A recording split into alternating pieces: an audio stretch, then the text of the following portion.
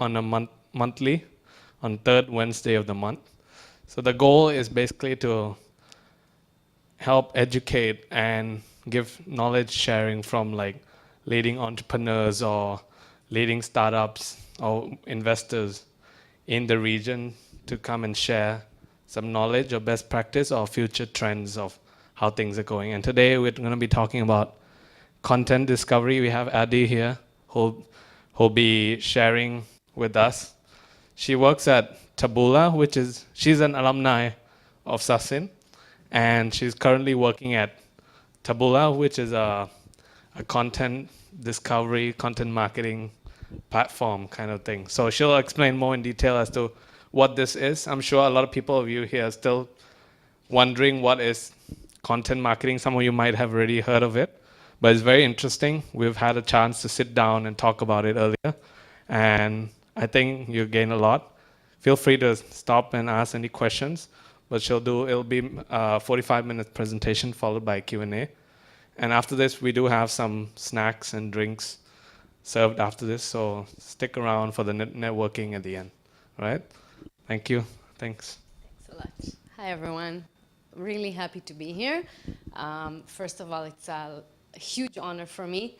I haven't been here, I think, since I graduated, which is a couple of years ago, around 3 years ago. I think I even took a nap on one of those sofas here at the time when I was a student. So it brings up really good memories. Sasin is like a family, will always be. So exciting. Content marketing is pretty much everything and anything that you want to promote. A story, an article, a gallery, a slideshow, a video, anything that anyone would like to discover and anything that anyone would like you to discover. So I kind of had difficulty deciding on the topic because it's, first of all, in Thailand, not a very well-known topic yet. So I wanted to say, reaching beyond search and social, which are the most common channels for us online. And then I wanted to say, how do we reach beyond search and social? We do it with content marketing at scale, and I'll show you what I mean by that. And finally, this is kind of how my company, Taboola, positions itself by connecting people to information. So rather than the people searching for the information with the search intent, then kind of like the opposite. So search in reverse, information finding the relevant people. And I saw him present this and it affected me so much that I really like to present it wherever I go. He shows how he was looking for a meatloaf recipe and going all through the different channels of the web, how looking for the recipe led him to buy a meatloaf pan, led him to discover how much fat is in a meatloaf, led him to discover how it's unhealthy and he never wants to eat meatloaf, sent him right back to a Facebook group about hating meatloaves, and then like completely banning meatloaf, and so on and so on. Eventually led him to remind about Meatloaf artist, the singer, and led him to buy a Meatloaf ticket to a concert. So in the morning he was planning to prepare meatloaf for dinner, and in the evening he was going to a Meatloaf concert. And this whole 3.5 minutes, which you can search online if you want, it's the Meatloaf story by Andrew Davis. It's very, very funny. He just shows what's going on in the internet world and how much we know where we start, we do not know where we end up. So that's a really, I think, a good way to start this presentation, how much the web is hot, how much content is hot, and how much we're trying to struggle in between that sea of information. This is just the trend of how many searches for content marketing were conducted over the years and how much it's grown. What has changed? Content marketing has been with us for hundreds of years, or content has been with us hundreds of years, but what has changed is the technology, the ability to find everything everywhere accessibility to every information. The distribution channels just going more and more advanced. And people, us, we've changed a lot. We are much more like super busy, super quick. We want everything now and delivered right to our doorstep. That's where technologies need to adjust themselves. Just examples of content marketing and where it started, like many, many years ago. John Deere with a magazine. Michelin guide, I mean, Michelin, it's tires. Who cares about tires?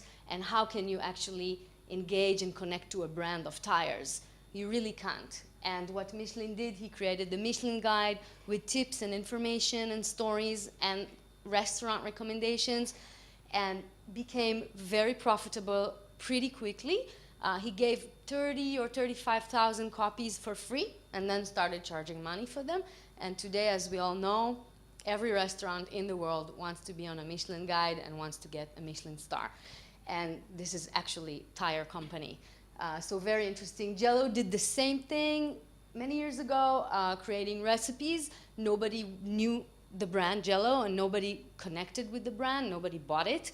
And Jell-O just created stories around and became profitable pretty quickly. This is a cyclist, a pretty famous guy, which produced this video by Red Bull Production, and this video in just a couple of days got over 10 million page views on YouTube, and of course made people connect to the Red Bull brand a lot more through stories. Taboola is a company that started really simply by the founder just not finding anything he could watch on television. That's around 7, 8 years ago. He was browsing through the channels, nothing was interesting to him, and he was really just thinking, what if someone could suggest to me what I may like and what will be relevant to me?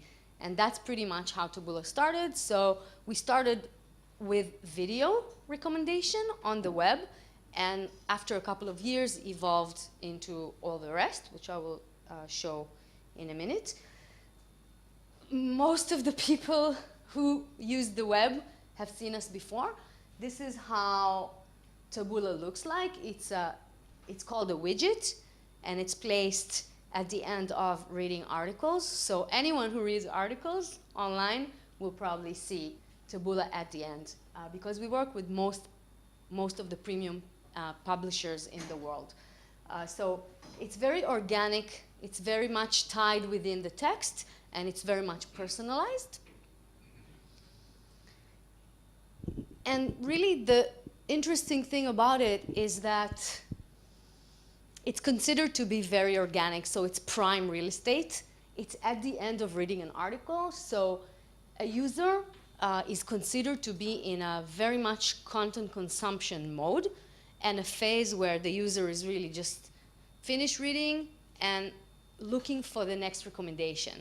So it's a state of mind which we call, okay, what's next? That's the real estate that we are on. And it's considered to be busting banner blindness. I don't know if you guys notice, but if you scroll and read articles a lot, usually you don't really look at banners, and they're usually very much salesy and very much advertisement-like. That's not what we do. We do content. And the CTRs, the click-through rates, are also much, much higher thanks to that. So I guess, I don't know, if you guys remember, I guess around 10 years ago, when Google just started and searches were just the hottest thing, and everyone wanted to be buying that keyword and appearing on Google AdWords when you search for a relevant keyword. That used to be very, very organic. Everyone thought it was within, like, okay, if this shows up, that's what I need. Today, it's considered a little more advertisement-like, and even if it's relevant, people know that it's ads. So they know they're clicking on ads. What content marketing does, it changes the perception. It doesn't look like ads. So the publishers who work with us benefit a lot from using this prime real estate to not push advertisement.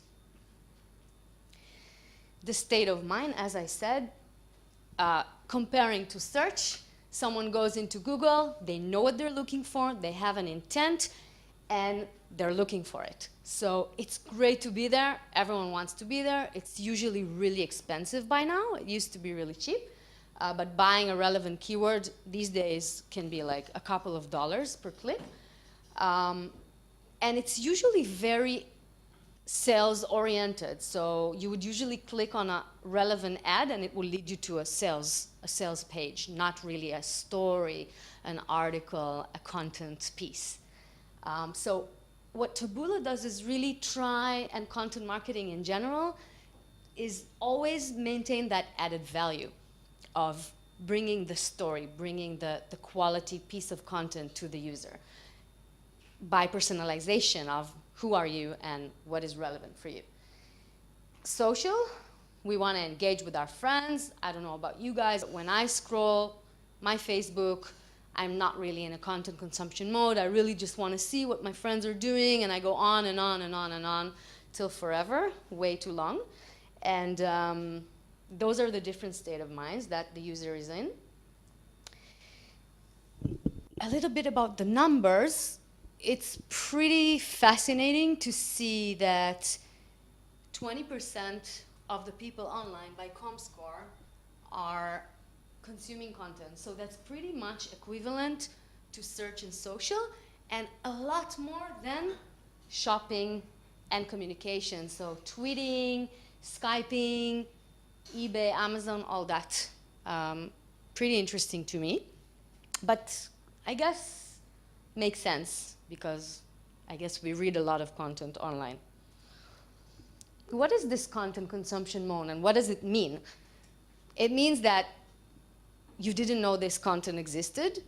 It may be interesting to you if we use the right technology and algorithm and all that. You're not really in the decision-making mode, so you can't really get push advertisement in your face, and you can get tons of scale.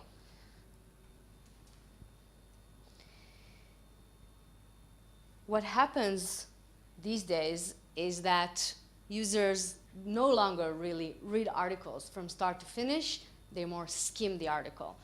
So it's really fascinating to think about what we're going through when we're reading. Like the meatloaf story was really something I wanted to show to kind of like enhance that feeling of how much this guy was looking for a meatloaf recipe.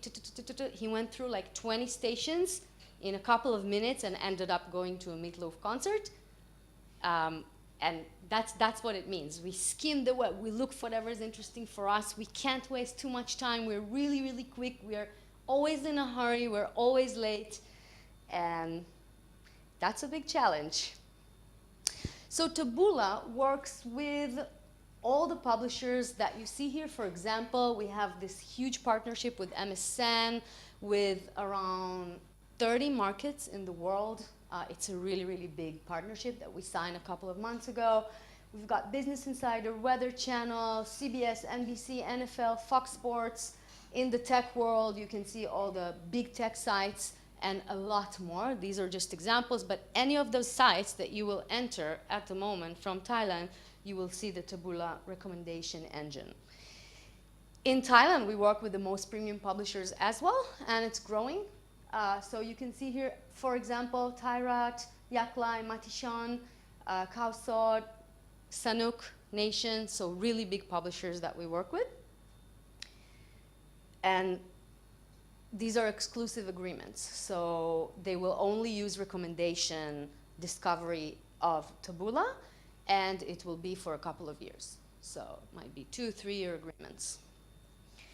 This is how it looks like in Thailand. So just example, Sanuk and Matishan from today. I hope you guys can see. It seems a bit blurry, but this is the end of the articles. When you reach the end of the article, you get to this premium real estate. That's the widget. It's called the widget. And usually first row or second row will be the advertisers, but they're not using ads, they're using content to promote themselves and their stories and their product and their services. And usually the second row or the first row, depending on the agreement, will be organic. That's important for me to mention, just to explain that our engine and technology is enhancing the user experience on the site itself. So Sanook, for example, wants to keep her readers in the site more and reading more and more articles within Sanook. So it's not just about making money, and it's not just about sending people out. Also, I'm sure you guys have heard a couple of years ago, nobody would even think about sending a user outside of the website. So how come the publishers sign 2-3 year deals with us? What they realized in the last couple of years is that people will go out of your website anyway. And if they will go out of your website anyway, then you might as well monetize it well, and you might as well send them to the right places. And when you send them to the relevant right places, then you will probably also gain them as loyal, returning readers. Don't you are like this kind of business is not threatening by this kind of application that become broke or something like that? It's a very, very small percentage, but yes, of course, there is a concern with ad blocks. As far as I know, Taboola has the ability to overcome that, and it's still a concern, but a couple of percentages, not like a huge thing. I mean, think about it. Who really, deletes cookies? Who really changes their settings? Who really does all that stuff? Not many people. Eventually, the majority is just the regular user with the regular user behavior online. So it is a concern, but it's not really a big one yet. Good question. By the way, another good question or concern would be the fact that Facebook, for example, now does all this in-app content, right? So this concern is for the publishers as well as for Taboola, right? So just as I show you Sanook or Bloomberg or Business Insider or Matishan, they want their users on their site. They want to control what their users are doing. And when they read through Facebook and they click on the content within Facebook, they stay within Facebook. So the publisher loses control over what the user is doing with that content. And I'll show you in a minute also the different behaviors. Just recently, I come back from France, and that wasn't something that was existing like maybe like 3-4 months ago, because I'm using a lot of ad block. And like 1 month or 2 months ago, suddenly in some specific content, the site required me to take off the ad block. If not, I cannot read the content of the site. Right. So that means that it was starting to be quite critical or sensitive. Yep. Especially for the publicity company or something like that. Yep. Revenue from that. Yeah, true. The majority still really isn't that, I would say, web savvy, advanced in the way to, or maybe just concerned about their security or privacy. For example, me, I am quite concerned about my privacy and security, but I know that my experience surfing the web will be much less personalized and great experience that I just make a decision to give up on all that, ad block stuff, and I just agree to save my history and give my cookies and all that stuff. So this is a bit of Comscore data from the US, published just recently. Taboola is just number 2 after the Google Ad Network. So we reach almost 88% of all desktop users in the US. Pretty much every American sees us around 60 times a month, and it's growing. So we have been around here and climbing up kind of like on a monthly basis, and around the world the same. So we see ourselves growing higher and higher on the list. It's very interesting. And also, I guess the very interesting fact is the device split. It's pretty much half-half between mobile and desktop.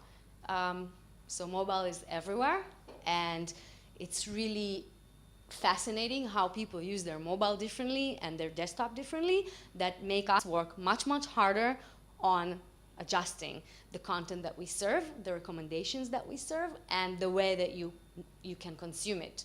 The website owners, the publishers, and Taboola. Taboola is a very global company. We have offices all over the world. This company was founded by Israelis. The R&D is based in Tel Aviv. The headquarters is in New York. We've got offices in Pasadena, LA, Europe, London, French team based in London, and Bangkok. So we started the Bangkok branch, which controls all of APAC. So we manage 9 markets from right here in Sukhumvit. We did this 2.5, 3 years ago when I joined Taboola, and it's a roller coaster. It's an unbelievable ride. So I don't know. I'm really excited to be here because I know that it's a very much untapped topic and market in Thailand. So it's fun to go and talk about it. We are active in quite a lot of languages too. So of course Thai, but Hebrew and Korean and Chinese and Japanese and a lot more. Hindi. So we talked about the publishers. Those are the Bloombergs and the Business Insiders and the NFLs and the Sanuk and all those.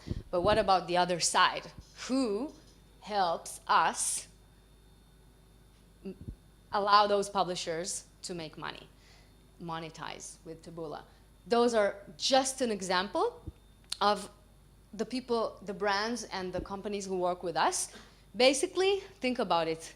Anyone who has content, anyone who has something that he wants someone to discover can work with Taboola. That's pretty much the way we work. Of course, we have our guidelines. We don't want to run anything related to drugs, alcohol, and so on and so forth. But pretty much anything on the web can go through Taboola and get discovered by Taboola. So from brand awareness, down the funnel to lead generation, communication like crisis management, e-commerce, which is something that we're exploring more and more now. Brands and companies tell a story, and through telling that story, they want to connect to you and me. And by telling that story, they connect to us and engage with us and turn us into a user, a reader, a returning customer, a buyer, whatever they want.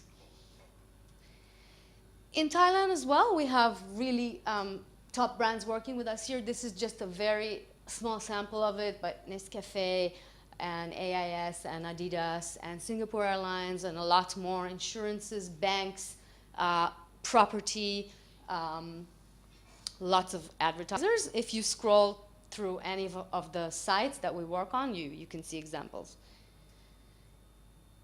So, sharing a little more about how the web become more and more fragmented. This is just a slide showing how things get more and more and more complicated and how much more needs to be taken into consideration, more channels, more possibilities, less time.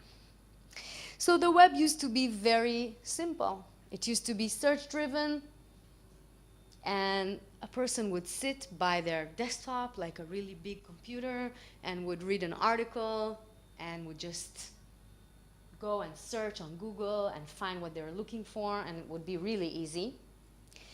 But search is no longer king, that we know for a really long time. So we've got a lot more channels that we need to consider here. People are tweeting, people are Facebooking, people are using Pinterest. Search is going down, social is going up. And I'm sure that if content marketing was part of this graph, it would probably be booming, just as I showed you in the first slide of how content marketing explodes. Interesting information. People behave differently on the web. Some people do not like to share.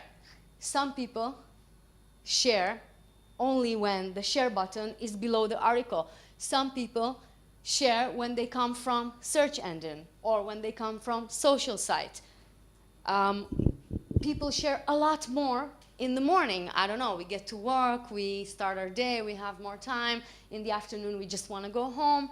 Whatever the reason is, People share more in the morning. Lots more Android users share. What do we do with all this information? It's crazy. So what Taboola really does is kind of collect this data, obviously, analyze it, and try to personalize each and every web page that you guys read to the user, to the person who is reading it, no matter where he is in the world, no matter where he is on his phone or on his desktop, no matter what time of the day he's on. So I could see completely different content or share button or recommendation or anything if I'm in the morning or in the afternoon, if I'm in my desktop or on my mobile, or if I'm in Israel, or if I'm in Thailand or India, and so on. Attention span is also a big issue here. There's places where people are a lot more web savvy or a lot more, I don't know, patient, that we can display them and expect them to do a lot more when they're reading an article. Maybe they will read it a lot more carefully. Maybe they will spend a lot more time. They might be easier to become a buyer, a customer. That's all taken into consideration. And the mobile, which is exploding, and in certain markets in the world, a lot more than others. So India, for example, Thailand, mobile is used, getting to be more and more so than desktop. And with that, of course, the screens are shrinking. So we've got this really nice laptop computer where we can read a whole nice, I don't know, review of a stock that went up or down. And then we have this little, you know, Apple Watch or iPhone screen or Android screen, and we're supposed to read like this whole story about where I started or top 10 travel destinations. So all that needs to be taken into consideration, and that's pretty much what we've been doing in the last 7 or 8 years. We're working on all these different data points to try and display the relevant recommendation to the relevant person. So it's a lot about the time of the day, the referral, where you came from, where you are, all those different things that I already mentioned. And of course, your preferences and interests. So if you are turning off all your history, then you probably won't get very personalized recommendations. But most people who don't turn off their history and cookies, we will know what they do online, like what they search for, where they go, where they come from, what they do on social. Again, do they share, do they post, do they, all that stuff. It's a little bit like bucketing and very much familiar from Amazon model. So I think Taboola really based the whole technology and algorithm on a lot of the Amazon bucketing system, which really just takes into consideration that whoever likes this may like that, and whoever bought this may buy that. And if you read this book, then you're probably gonna like this book. And that's what Taboola does with content. So if you like fitness and you're looking for some sports programs, then you're probably gonna like reading nutrition articles or weight loss articles and so on and so forth. And this is completely different in different geographies, and again, different devices, different times of the day. And it's unbelievable amount of data that we are analyzing every second of every minute of the day. And of course, on every site, it's different. Just show a couple of case studies. So one is Expedia, a really big client of ours, which has, you know, this huge booking engine, but obviously discovered a couple of years ago that they can't really do a lot without giving that added value to the customer.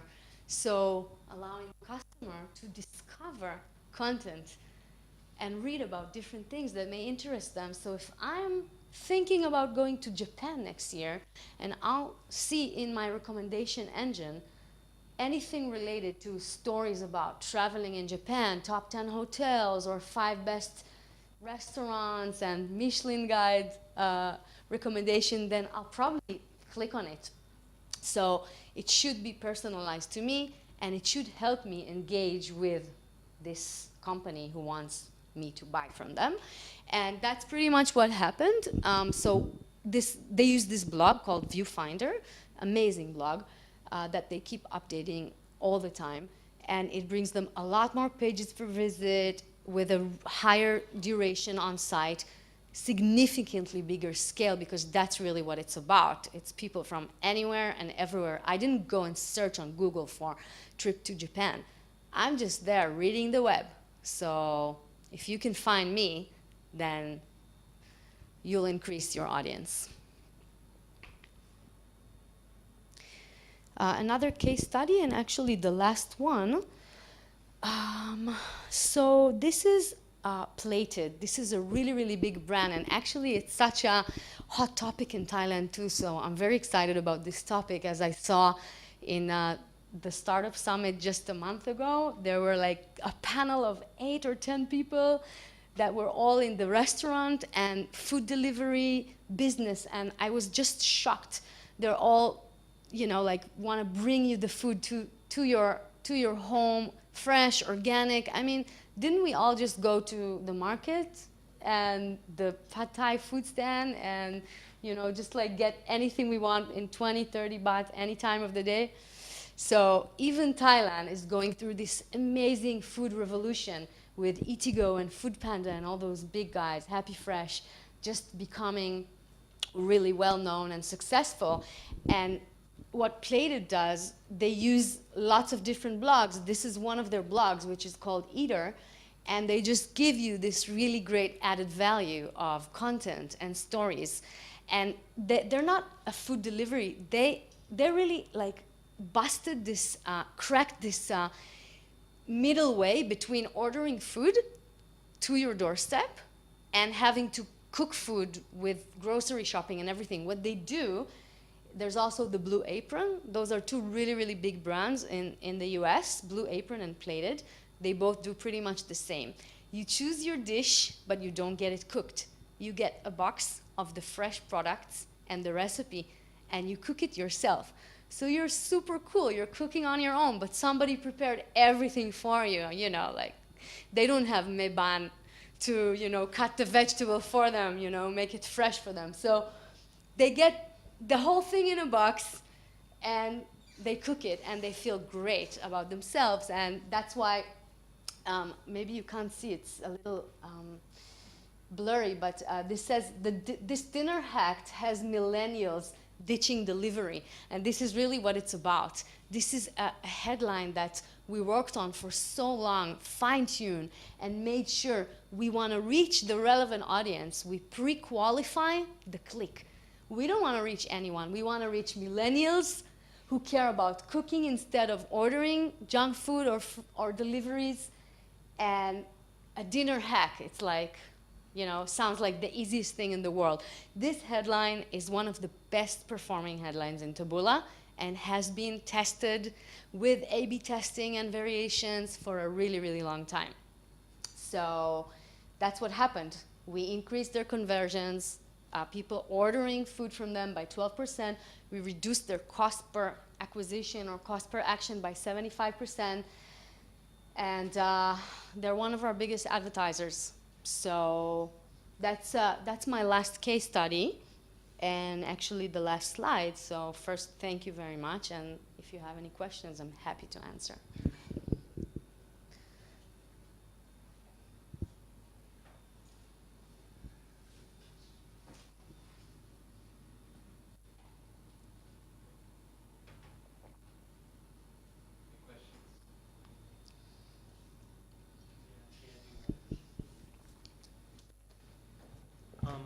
I'd like to ask about, let's say in comparison to some other service, like say here in Thailand, we have the old one used to be like Yango, and you know they're probably like Outbrain, you know, some the competition, you know, in comparison with you and AdSense. Let's say from a publisher standpoint, you know, how, let's say, what kind of revenue can they look forward? Let's say they have 1 million page view versus 5 million or 10 million page view. You know, how do you stack up to say competition, and you know, what can you offer them? You can give a ballpark figures. Sure. Great question. So It's really about our edge. And I think our edge is the technology, making us more personalized, and by that, making higher revenues for the publishers. Maybe I can just explain in two sentences that the revenue model is based on the click, right? So if an advertiser like Intel gives us $2,000 to spend on budget, every click that a user like you and I will make will be like a split revenue between the publisher, who they clicked on, like Bloomberg, and between Taboola. Okay? So it could be 50-50 or whatever was signed with a specific publisher. And so that's the revenue model. Okay?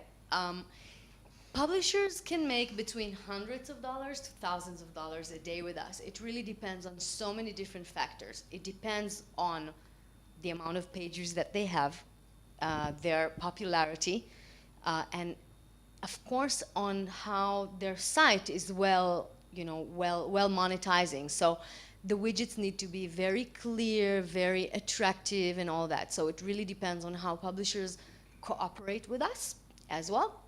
And of course, it's the media that is on the widget, the advertisers. We work really, really hard to optimize, to make sure that it's very well displayed. So that means the headlines are worked on, tested, to increase CTRs, click-through rates, make them higher and higher, and everything that we can. So I think that one of the biggest things Taboola is well known for in the world is our service. We give dedicated account management. That is something that our competition does not provide usually. So think about it. Any one of you guys who is using digital for marketing, okay? You have budgets. You take them to Google, you take them to Facebook, Twitter, wherever you go. Usually just create an account and just run your content. And if you have questions, you usually go to a Q&A page or contact us by email.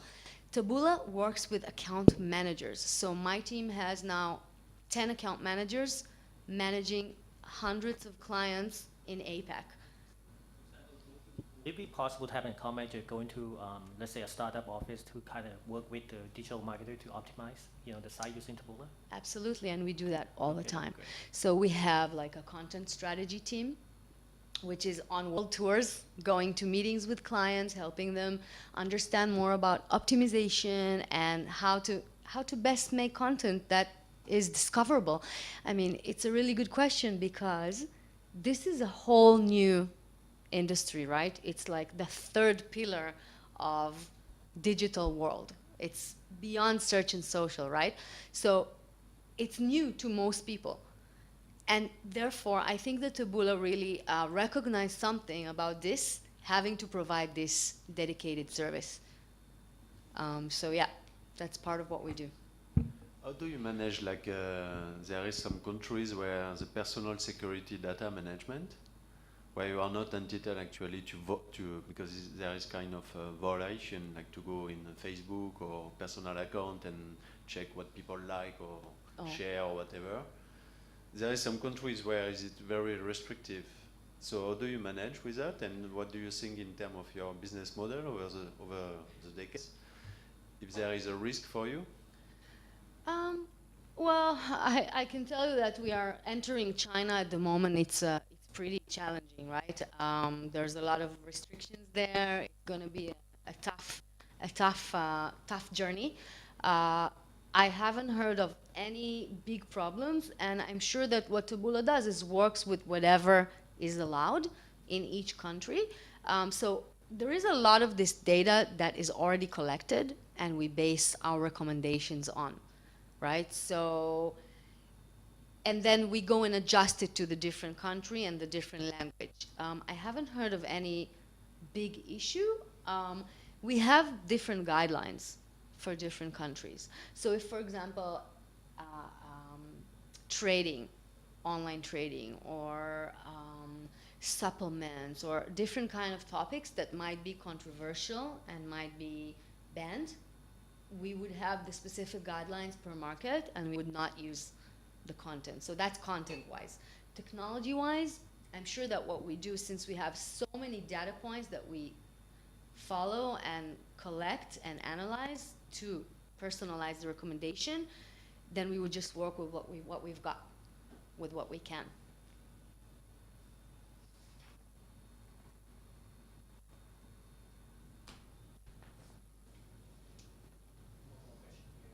Do you have a minimum spending that you work with for a certain website? For example, let's say Google would start working if you start to spend, let's say, 100,000 baht per month. That would be the minimum to have an account, executive or account manager. What about Taboola? Yeah, we have different minimums in different markets, and in Thailand it would be around $1,500. That would be the minimum spend. We also have the same for publishers. So we don't work with any publisher. We have a minimum of, I don't know, 1 million page views. How much is it? 1 million page views a month? Yes, at least 1 million page views a month. So, I mean, the technology is so complicated and advanced, and it takes so much resources for us to apply it and to place it on a customer site that we don't just work with any publisher. You asked me about the competition, and it's a really good point, because Taboola is not as well known in Thailand as it is in the US. For example, in the US, as you saw from the ComScore slide, it is the #1 platform, and a lot of other geographies as well. So in Australia and New Zealand and India, for example, we control the entire market. Even Times of India, which is the biggest publisher in India, is actually powered by Taboola. They just have their own recommendation engine, which is called Columbia, but they have a partnership with Taboola, and it's powered by Taboola. So it really depends on when we enter the market and how much people are familiar with us, and that's what we're here to do. We're really here to help discover this amazing topic that is really changing the way we use the web and the way that advertisers and marketers can benefit and monetize and reach their audience.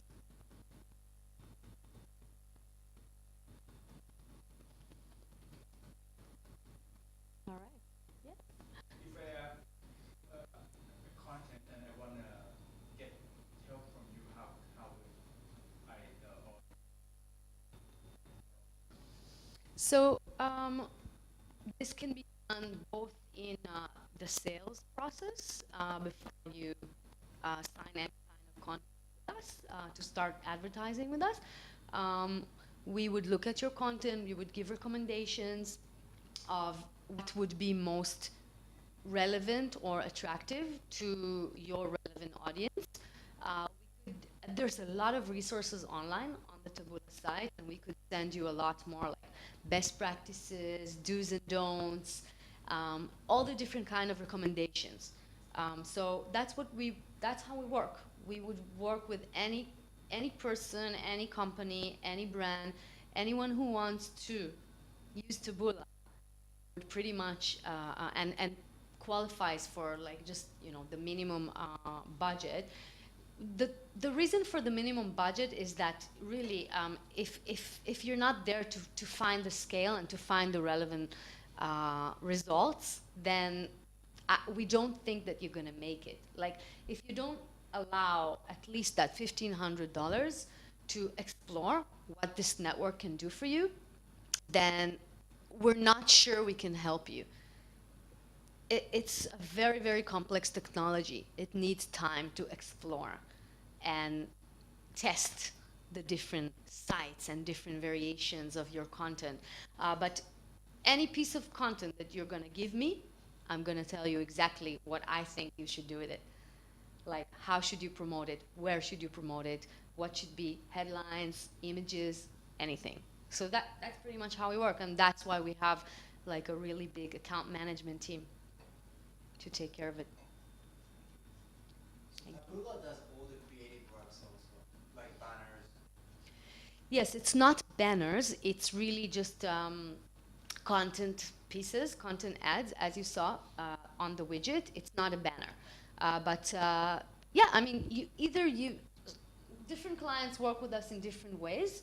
They either just give us exactly what they want, and it depends on their level of familiarity with our kind of network. So if you have your content and you know exactly what you want to do, you can give us the headlines, you can give us the images. By the way, you don't even need to give us anything. You can just log in. Everything is self-serve, extremely intuitive, very, very easy to use. There's a huge resource center where you can find answer to almost anything. There's tutorials, videos of how to set up campaign. So you can just do the whole thing by yourself, and then you can just monitor it and see what works.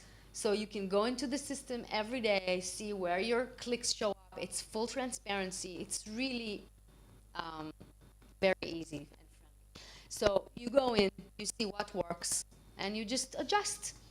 You can change a headline, you can pause a headline, you can reduce the budget, reduce the CPC, you can add different contents, you can do so many things. So it's really about just taking a first step, see how it works, and having us as account managers to help you guide you through the process and give you the advice of what we think may work on such a network. And then, I mean, again, because we are very service oriented, we can even help with buying stock images, stock photos. So, I mean, we really take things very seriously. I mean, for example, with all the new markets that we enter recently, like Korea, Japan, China, Hindi in India, we're translating content for our clients. We are really, really dedicated in helping to get things done.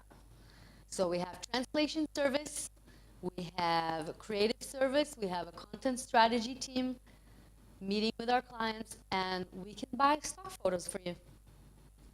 So that's pretty much as far as it goes.